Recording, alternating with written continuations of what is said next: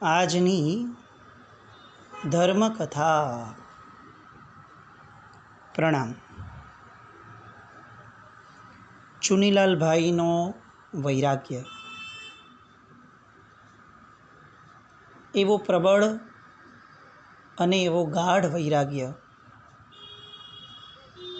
કે જેને બહારના કોઈ પણ પ્રસંગોની અસર નહીં. શાસ્ત્રોમાં કેટલાક કથાનકો સાંભળ્યા હતા જેમાં એવું વાંચવામાં આવે કે કેવળ જ્ઞાની ભગવંતો એ આપણા જેવા જ આચારો ઘણીવાર કરતા હોય, ખાવાની ક્રિયા વગેરે ક્રિયા એક્ઝેક્ટ આપણા જેવી હોય અને છતાં પણ એમને કર્મબંધ ન હોય, કારણ કે વિતરાગીપણું અંદર હોય, મોહનીય કર્મનો સંપૂર્ણ હ્રાસ કરેલો હોય. એ જે સ્થિતિ છે એ ઘણી બધી વાર કલ્પનામાં એટલી ક્લિયર નથી થતી કે એવું કેવી રીતે બને. બહારની ક્રિયાઓ એબ્સોલ્યુટલી સેમ હોય બે વ્યક્તિઓની, અને એના કર્મબંધની અંદર આટલો મોટો ડ્રાસ્ટિક ફરક કેવી રીતે હોય. પણ આ ચુનીલાલભાઈનું ચરિત્ર એ કદાચ કેટલેક અંશે સમાધાન આપવા માટે પૂરતું પડે છે. પાઠશાળાની અંદરથી સૂત્રોના રહસ્યો વગેરે જાણતા જાણતા અંદરમાં ચિંતન મનનની ધારામાં જતાં જતાં એમના મનની અંદરના વિકલ્પો શાંત થતા ગયા. સંસાર પ્રત્યેનો મોહ જે હતો એ સાવ ક્ષીણ થતો ગયો અને એમનું મન સતત નિષ્પાપ એવા ચારિત્ર જીવન માટે તલસતું રહ્યું. આ અંદરનો ચેન્જ પણ બહારથી ચુનીલાલભાઈના વર્તનની અંદર લેશ માત્ર ફરક નહીં. એ જ રીતે બહારના બધા લોકોની સાથેનો સૌહાર્દપૂર્ણ વ્યવહાર, સંવેદનશીલ વ્યવહાર, મદદ કરવાવાળો વ્યવહાર, જેને જે રીતે ચુનીલાલભાઈ સાથે વ્યવહાર વર્તન વગેરે કરવું છે એ રીતે ચુનીલાલભાઈ જાણે એક પ્રવાહ હોય કે જેમાં જેને તણાવવું હોય એ બધાને જ તણવાની છૂટ હોય તણાવવાની. એ રીતનું એમનું જીવન એબ્સોલ્યુટલી સેમ અને અંદરમાં ડાયનેમિક ચેન્જ. અને ચુનીલાલભાઈના આ વૈરાગ્યની બહુ બહાર કોઈને આઈડિયા ન આવે એ રીતે અંદરથી એ દ્રઢ થતા જતા હતા. આજે આપણો ધર્મ પ્રત્યેનો અપ્રોચ એવો છે કે આપણે બહારથી ચેન્જ થવાના ચિક્કાર પ્રયત્ન કરીએ છીએ અને અંદરથી ચેન્જ થવા માટેની આપણી ચિંતાઓ બહુ મિનિમમ હોય છે. ચુનીલાલભાઈ મહાપુરુષ બની શક્યા કારણ કે એમનો અપ્રોચ પરમાત્માએ જે અપ્રોચ કીધો છે એની સાથે ટેલી થતો હતો. બહારના અશુભ વર્તનો તો પહેલેથી ઓછા જ હતા અથવા નહીવત હશે. બહારના શુભ વર્તનમાં કોઈ ફરક નહીં અને અંદરની શુદ્ધિની અંદર અમાપ ફરક. અને હવે બહારના લોકોને તો આ કોઈ ખ્યાલમાં જ નહીં, એટલે એ લોકો એમને ધંધામાં બેસાડ્યા. ધંધાની અંદર પણ ચુનીલાલભાઈનું એમનું જે કૌશલ્ય હતું કાર્ય કરવાનું એ સહજપણે ઉભરતું ગયું. કોઈ પણ કામ હાથમાં લઈએ એટલે એને સંપૂર્ણપણે ન્યાય આપવો, આવો જે એમનો સ્વભાવ હતો એ સ્વભાવના કારણે ધંધાની અંદર મોટા ભાઈ સાથે એમને ટ્યુનિંગ એટલું ફાસ્ટ બેસાડી દીધું કે મોટા ભાઈને હવે એમ લાગવા લાગ્યું કે ચુનીલાલ વગર હું અધૂરો છું. ચુનીલાલભાઈનું વ્યસન મોટા ભાઈને થઈ ગયું. અને ધંધાની અંદર પણ એક પછી એક સારામાં સારી રીતેના વ્યવહારના કારણે ચુનીલાલભાઈ બેઠા હોય તો લોકોનો અવરો પણ વધવા લાગ્યો. આ બાજુ અંદરમાં એમના વૈરાગ્યની ધારા એટલી બધી વધતી જતી હતી કે એમને ક્યાંય પણ કોઈ પણ પરિસ્થિતિ જરા પણ આકર્ષણ જન્માવી નથી શકતી. અને હવે ધીરે ધીરે એમનામાં આ વૈરાગ્યની પરિપક્વતા કરતાં પણ વધારે વૈરાગ્યની તલબ એટલી બધી તીવ્ર થવા લાગી કે એમને હવે સંસારની ક્ષણો એ જેલ જેવી લાગવા લાગી. ઉંમર કંઈક 15થી 17 વર્ષની માંડ, અને આ લોકોને હવે મન થયું કે ચુનીલાલના લગ્ન કરાવી દઈએ. અને સહજપણે મસ્તીમાં વાત નીકળવાની શરૂ થઈ મિત્રો દ્વારા કે તારાભાઈ હવે તો લગ્ન લેવડાવી દઈએ. અત્યાર સુધી જે બાંધીને રાખ્યો હતો ચુનીલાલભાઈએ, એ હવે લગ્નનું નામ સાંભળી અને ધ્રુજ્યો અને છૂટ્યો. બહુ જ સખત શબ્દોની અંદર ચુનીલાલભાઈએ લગ્ન માટેની ના પાડી દીધી. ચુનીલાલભાઈના વ્યવહારમાં આવી સખ્તાઈ પહેલી વાર લોકોએ જોઈ, અને પરિવારજનોને બહુ અજુગતું લાગ્યું કે આ ચુનીલાલ ન હોય, આવી રીતે કેવી રીતે વાત કરે, હોઈ જ ન શકે. અને એટલે એ પરિવારજનોએ પહેલી વાર તો થોડું લાઇટલી લીધું, પણ પછી બીજી વાર વાત વ્યવસ્થિત રીતે મૂકી કે તારા લગ્ન કરાવવાના છે ભાઈ.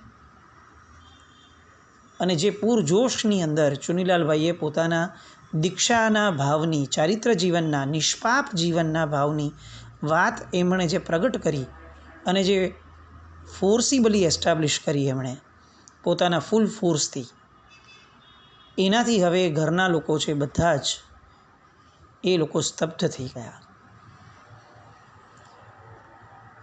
આ ચુનીલાલભાઈને અત્યાર સુધી કોઈ વિશેષપણે કોઈ મહાપુરુષનો કે મહાત્માનો સંગ થયો હોય એવું નહીં, અને છતાં પણ આનામાં આટલો બધો પરિવર્તન, અને આપણને અણસાર સુદ્ધા ના આવવા દીધું આટલા વખતના. અને એટલે પરિવારજનોને શંકા ગઈ કે ક્યાંક ને ક્યાંક કોઈ કે ચુનીલાલના મગજ ઉપર ભૂરકી નાખી દીધી લાગે છે, અને ચુનીલાલભાઈનું વશીકરણ થઈ ગયું લાગે છે. રાજનગરનો એક બહુ સારો પરિવાર એટલે એમનું પોતાનું વર્ચસ્વ પણ સારું, પ્રખ્યાતિ પણ સારી, શેરીની અંદરમાં નામ સારું, અને ધર્મ આરાધના વગેરે ઘરમાં સારી થતી, એટલે લોકોની અંદર છાપ પણ સારી. પણ હવે ભાઈઓ એક્ટિવ થયા, પિતાજી પણ એક્ટિવ થયા, અને આજુબાજુમાં જેટલા પણ મહાત્માઓ ગુરુ ભગવંતો હતા એ બધા જ ગુરુ ભગવંતો પાસે જઈ અને ચેક કરવા માંડ્યા કે અહીંયા ચુનીલાલ આવ્યા હતા, ભાઈ અહીંયા આવ્યો હતો. અને એમ કરતાં કરતાં બધી જ જગ્યાએ જોવા લાગ્યા કે ક્યાંય એમને ડાઉટ જાય કે અહીંયાથી કંઈક એનું વશીકરણ થયું છે, પણ એવું કોઈ સિમ્ટમ એમને મળ્યું નહીં.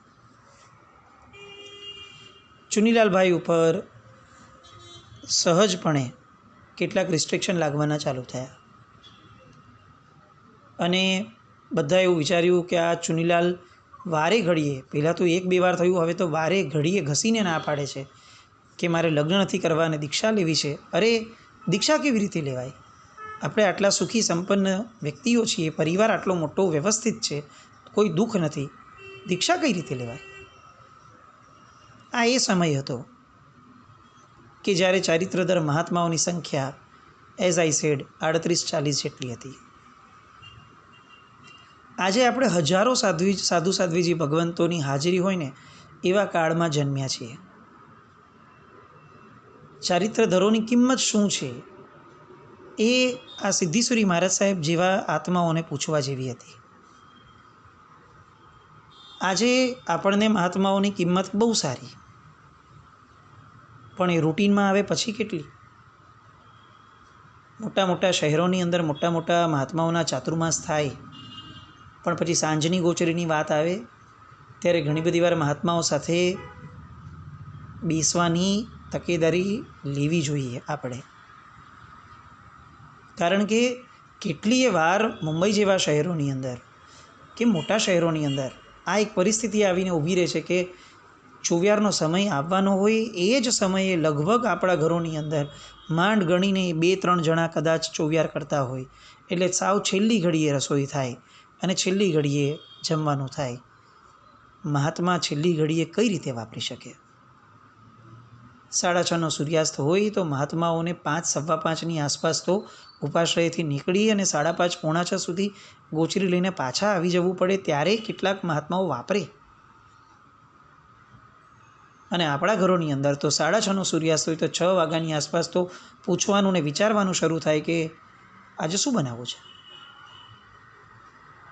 મુંબઈના એવા કેટલાય સ્થળો છે કે જ્યાં સાંજની ગોચરી માટે મહાત્માઓએ બહુ લાંબે સુધી જવું પડે. મહાત્માઓની કિંમતો શું હોય?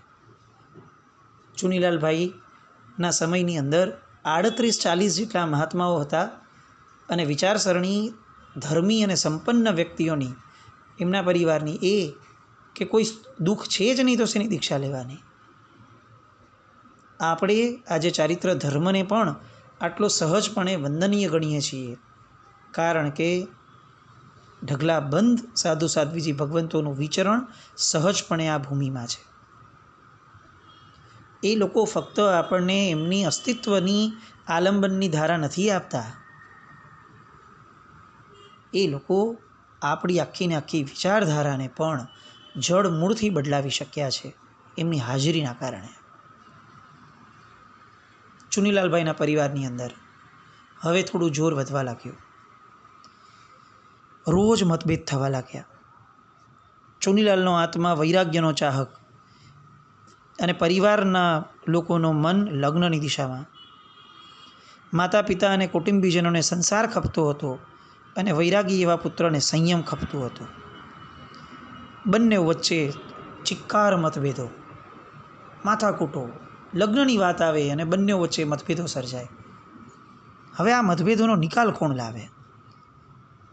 20 વર્ષની ઉંમર, એ યુવાન બોલી બોલીને કેટલું બોલી શકે અને છતાં પણ એ કેવું ખેંચી શક્યા હશે. પણ મોહના ઘેલા બનેલા કુટુંબીજનો સામે એકલા ચુનીલાલભાઈ હતા અને આ બાજુ આખું ઘર પ્લસ પરિવારજનો. અને એટલે આ મોહ ઘેલા કુટુંબીજનોએ ચંદન નામની એક યુવતી, જે અમદાવાદમાં જ આકાશ શેઠના કૂવાની પોળમાં રહેતા હતા, એવા ખરીદિયા કુટુંબના શેઠની દીકરી ચંદન, આ ચંદન સાથે લગ્ન નક્કી થયું. ચુનીલાલભાઈ અને ચંદનબેન, લોકોના મોઢે આ નામ રમતું ગયું. પરિવારજનોને એવું લાગવા લાગ્યું કે આ રાધાકૃષ્ણની જોડી છે. હકીકત આખી અલગ હતી. આ ચુનીલાલભાઈની કથા છે ને, એ મને એવું લાગે છે કે કોઈ થ્રિલર જોયું હોય ને એના કરતાં પણ વધારે થ્રિલિંગ છે. એમના જીવનમાં થતી એક એક ઘટનાઓ પાછળથી જે રીતે આકાર લે છે, એ આપણને કર્મના અટપટા દાવોને પણ સાવ સહજ રીતે સમજાવી દે છે. જે ચુનીલાલભાઈને લગ્ન કરવા જ ન હતા અને એની માટે આટલી બધી માથાકૂટ કરી, એ ચુનીલાલભાઈના લગ્ન થયા. આપણને એવું લાગે કે ચુનીલાલભાઈ હાર્યા, કર્મ જીત્યું.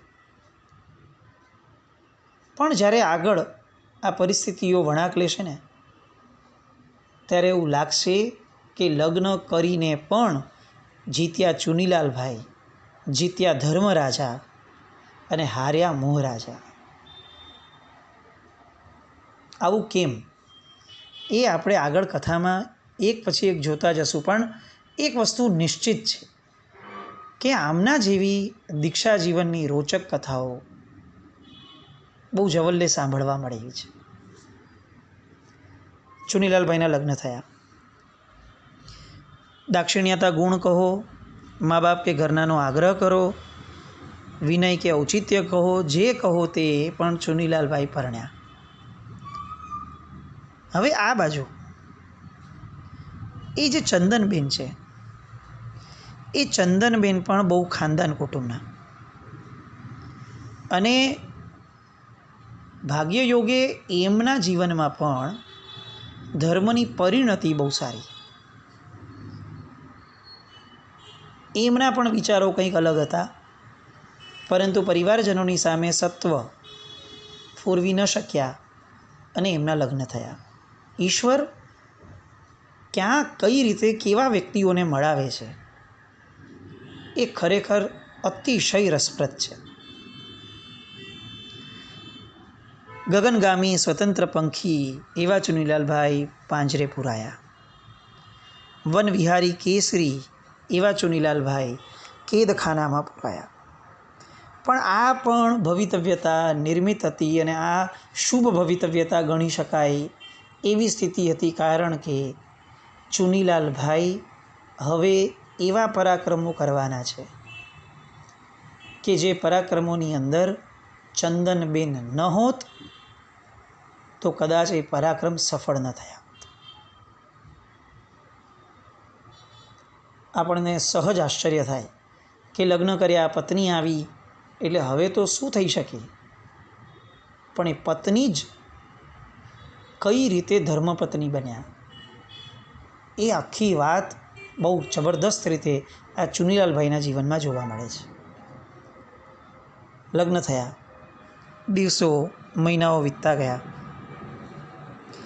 પરિવારે રાહતનો દમ લીધો કે હાશ, હવે તો પંખી પુરાઈ ગયું પિંજરામાં, ઉડીને ક્યાં જવાનું. હવે આ ચુનીલાલ એ તો દોરી સાથે બંધાયેલું રમકડું થઈ ગયું. આગળ પાછળ જાય પણ છેવટે દોરી તો ઘરના હાથમાં જ રહેવાની ને. એટલે હવે એ ક્યાંય બી જશે પણ કંઈ જ ફરક પડવાનો નથી. ઊંચો નીચો ગમે તેટલો થાય, આ દીકરો પણ હવે આ દીકરો અમારો જ રહેવાનો. ખાલી પરિવારજનની કદાચ મોહરાજાએ પણ આવું જ વિચારી લીધું હશે કે મારું કામ પૂરું થયું, હવે વાંધો નહીં આવે. પણ આ ચુનીલાલભાઈ હતા. સિંહ 2-5 ડગલા પાછળ ફરે અને પછી જોરથી કૂદકો મારી, તરાપ મારી અને પોતાના શિકાર પર કૂદી પડે. એ પાછો પડે ત્યારે કોઈ એવું વિચારવું કે માનવું નહીં કે સિંહ ડરી ગયો. દિવસો જતા ગયા. હવે ચુનીલાલભાઈ ઉપર કોઈ નજર નહોતું રાખતું અને ચુનીલાલભાઈ ધીરે ધીરે આજુબાજુમાં રાજનગરની અંદર આવતા સાધુ સાધ્વીજી ભગવંતો, વિશેષપણે સાધુ ભગવંતો, એમના પરિચયમાં આવવા લાગ્યા. એ સમયના કદાચ આપણે એવું કહી શકાય કે પરમાત્માના શાસનની અંદર જે યુગ પ્રધાન મહાત્માઓના નામ આપ્યા છે એ નામમાં કદાચ ચોક્કસપણે એમની ગણના નથી, પરંતુ આપણા બધા માટે તો કદાચ એ યુગ પ્રધાન જેવું જે પુણ્ય લઈને જન્મ્યા હતા અને જેવું એમના જેવું આવું એક સામ્રાજ્ય જે એમણે ઊભું કર્યું હતું એવા મણિવિજયજી દાદા. આપણે એમનું ચરિત્ર આગળ જોયેલું છે. એ મણિવિજયજી દાદા પાસે આ ચુનીલાલભાઈનું જવાનું શરૂ થયું. રાજનગરનું સાહેબનું ચાતુર્માસ. ચુનીલાલભાઈ ક્યારેક ક્યારેક જાય, બેસે, વાતો સાંભળે તત્વની, કેટલીક જિજ્ઞાસાઓ સંતોષે અને એના કારણે હવે ચિંતન મનનને જબરદસ્ત વેગ મળ્યો. જે લગ્ન કર્યા પછીથી ભોગો સહજપણે અત્યારે આપણા લોકોના વધે છે, એ લગ્ન પછી ચુનીલાલભાઈના મનમાંથી ભોગો પ્રત્યે તદ્દન નિરસતાનો ભાવ પ્રગટવા લાગ્યો. વૈરાગ્યની વૃદ્ધિ થઈ. પત્નીને પણ ખ્યાલ આવી ગયો કે મારા પતિ એ મારી સાથે જન્મ જન્માંતરનો સંબંધ બાંધે કે ન બાંધે એ પછીનો વિષય છે, પણ આ પૂર્વના જન્મ જન્માંતરના સિદ્ધ યોગી છે એ તો નિશ્ચિત વાત છે. અને એટલે પત્નીએ પણ ધર્મપત્ની તરીકેની એમની ફરજ સંપૂર્ણપણે અદા કરી. બંધ બારણે વૃદ્ધિ પામી રહેલો એ વૈરાગ્ય એને આ ચંદનબેને પણ બંધ જ રહેવા દીધો, કોઈની સામે ઉઘાડો ન કર્યો. અને 2 વર્ષ વીત્યા લગ્ન જીવનને. હવે જે 2 ડગલા 5 ડગલા આ સિંહ પાછળ પડ્યો હતો, એ પાછળ પડેલા સિંહની તરાપ મારવાની દિશા હવે એને પકડાઈ અને એક સંયમનો સંગ્રામ શરૂ થયો. એવો સંગ્રામ કે જે સંગ્રામ સાંભળતા સાંભળતા આપણને શરીરે પરસેવો અને આંખમાં અશ્રુઓ અચૂકપણે આવી જાય. એ એવા દિવસો એમના જીવનમાં આવ્યા, 3 દિવસો, કે એ 3 દિવસ માટે એવું કહી શકાય કે ચુનીલાલભાઈના એ 3 દિવસ કદાચ આપણે 300 ભવમાં પણ એને આંબી નહીં શકીએ, એવું તો નહીં, સ્પર્શી પણ નહીં શકીએ એવું પરાક્રમ એમના જીવનમાં એ 3 દિવસોએ કર્યું. લગ્ન પછીના 2 વર્ષ અને 2 વર્ષ પછીનો સંયમનો સંગ્રામ શું થયું આવતીકાલે જોઈએ. હજી નાગના વિરુદ્ધ કંઈ પણ બોલાયું હોય તો મિચ્છામિ દુક્કડમ. જૈનમ જયતિ શાસનમ.